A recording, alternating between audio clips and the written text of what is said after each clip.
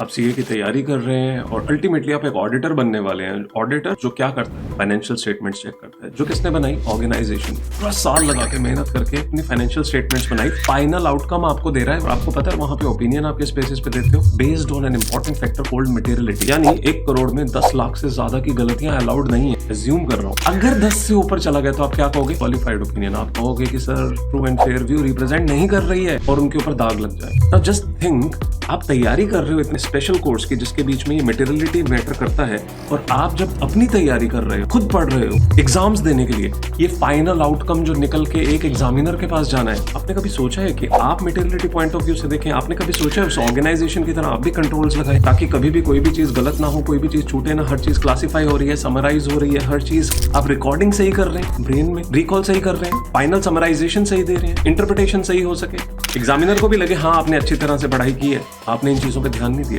बिल्कुल जैसे आप तैयारी कर रहे हैं ऑडिटर बनने की जो ये सब काम करेगा, और वो ऑर्गेनाइजेशन जिसको आप मान के चल रहे हैं कि इसने सब कुछ अच्छा किया होगा। दोस्त, आपके साथ वही हो रहा है, आपको भी यही करना है। आपको तैयारी ऐसे करनी है कि मटेरियलिटी लेवल 10%, इससे ज्यादा की गुंजाइश नहीं है, which means 90% of your preparation should be perfect and 90% of your marks should be something जहां से कोई डिडक्शन ना हो सके। If you do that, then you are learning to be an auditor, then you are learning to be the best organization जो बाहर अपने आप को रिफ्लेक्ट करने में घबराती नहीं है और हमेशा जानती है कि वो ट्रस्टवर्दी ऑर्गेनाइजेशन है।